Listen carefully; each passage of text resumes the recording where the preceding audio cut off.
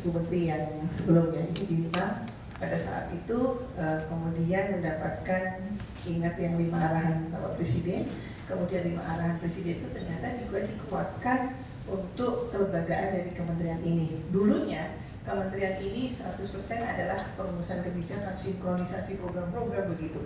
Namun begitu melihat fenomena kekerasan terhadap perempuan dan anak yang luar biasa, dan Kementerian Pemberdayaan Perempuan menjadi tempat pertama yang biasanya kalau korban itu, kalau perempuan dan anak tidak pada pun pasti kemana ke kami ya Pak ya, atau ke Komnas Perempuan.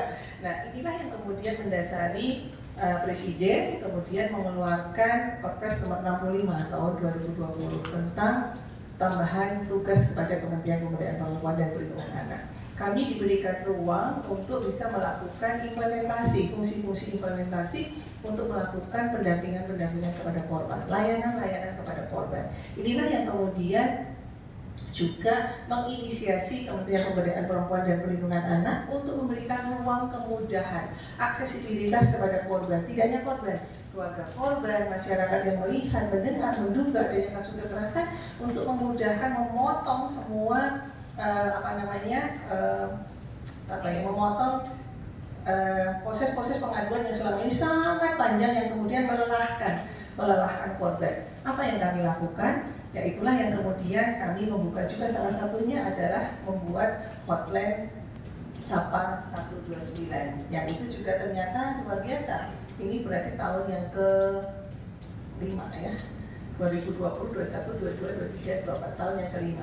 Ini ternyata juga dimanfaatkan sangat masyarakat yang selama ini mungkin ketika menjadi korban lebih banyak diam, lebih banyak menutupi aibnya untuk disimpan untuk dirinya sendiri. Apalagi kalau menjadi korban KDRT, ya itu cukup disimpan sampai bertahun-tahun, termasuk kasus-kasus kekerasan seksual yang kemudian selain mudahnya aksesibilitas terhadap layanan, mudahnya kepercayaan ruang-ruang pengaduan yang dibuka, ini juga masyarakat dengan adanya regulasi Undang-Undang TPKS itu banyak sekali kasus-kasus yang sejatinya sudah terjadi 5 tahun yang lalu, 10 tahun yang lalu, korban berani lapor, korban berani speak up. Nah inilah yang juga kemudian yang kami lakukan saat ini, tentunya sesuai dengan batasan tugas, fungsi, kewenangan yang kami miliki, kami bekerja untuk itu.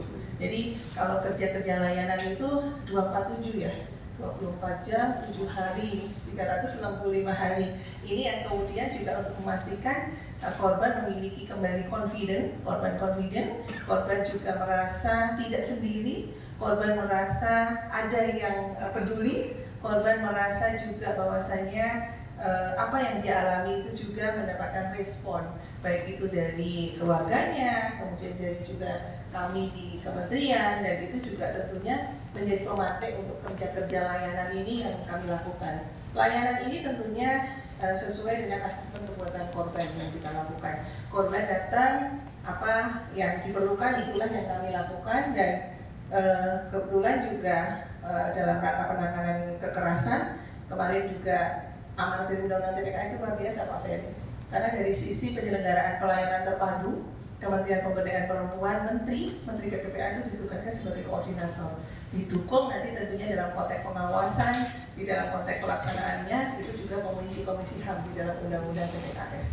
Kemudian di level daerah, ini juga sangat luar biasa. Ketika pemuatan unit pelaksana teknis daerah PPA, ini yang juga luar biasa. Tentunya ini modal bagi kami untuk bekerja ketika ada regulasi, ada penyelenggaranya, ada penguatan kelembagaannya, tetapi juga ada dukungan-dukungan. Tadi disampaikan juga, terima kasih Pak Ferry supportnya, bahwa sejak 2022 kita juga ada secara dukungan fiskal adalah dana alokasi khusus, yang itu juga sebagian besar anggarannya adalah untuk pencegahan kekerasan, penanganan dan juga pemulihan korban.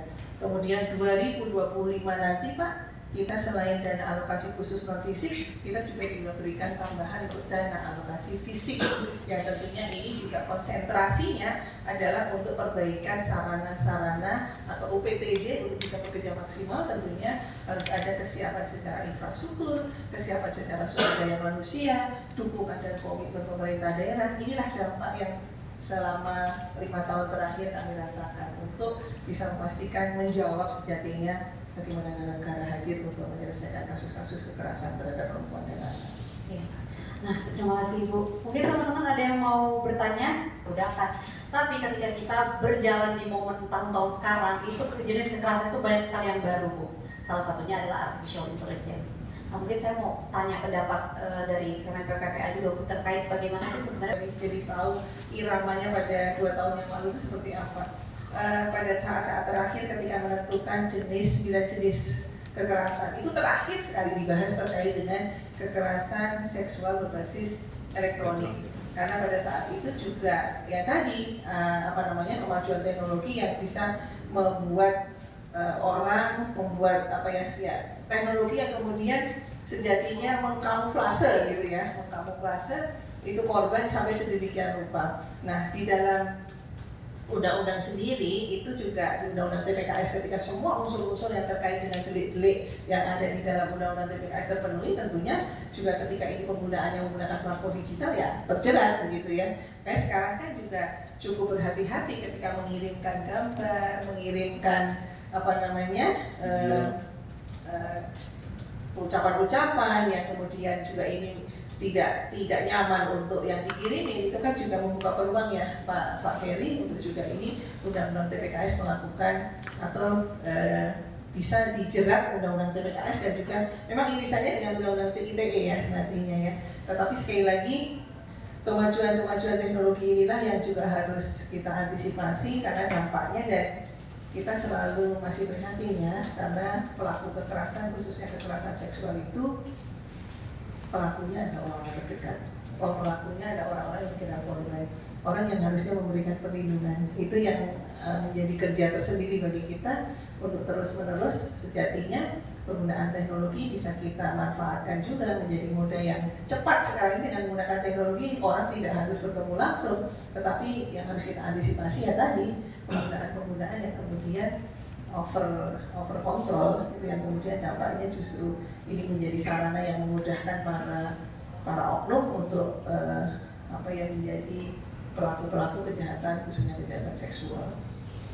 Kemarin juga saya habis pelatihan Bu Ratna. Ruang bersama inilah yang kemudian akan menjadi tempat berkumpul anak-anak untuk meminimalisir penggunaan media sosial ini, untuk mereka juga belajar hal-hal yang artinya tempat berkumpul itu untuk membuka ruang-ruang kreasinya mereka supaya mengurangi porsi penggunaan media sosial, Pak.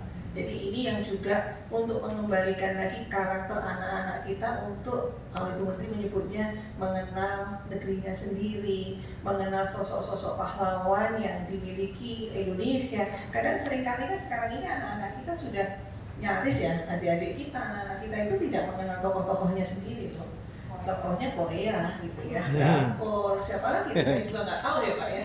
Nontonnya nonton tidak hanya anak, si ibu-ibunya juga lah mengisi waktu kosongnya lebih banyak dengan nonton film-film. Saya juga nggak ngerti, saya juga nggak pernah nonton gitu ya, tapi kayaknya seru gitu nonton film drama Korea yang berlanjut berseri itu sampai akhir selesai gitu.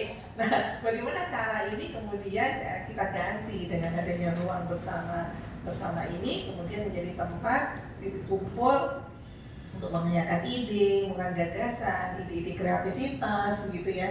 Dan kemudian dampaknya pun juga positif untuk juga peningkatan kompetensinya, kemudian juga meningkatkan produktivitasnya. Jadi intinya ini mengalihkan ya, tapi kalau kita melarang kan harus ada solusinya. Kalau kita mau ini nggak boleh, solusinya apa? Nah itu yang harus dicari. Ini salah satu gagasan yang dimunculkan yang terus hari ini sedang kita godok konsepnya. Dan lagi-lagi saya juga izin untuk menyampaikan momentum peringatan Hari Ibu itu jadi sangat penting, karena Hari Ibu di Indonesia kan tidak sekedar ini seperti Mother's Day yang tidak hanya memberikan sekedar sekuntum bunga kepada ibu, tetapi ini ada sebuah refleksi perjalanan sejarah Indonesia.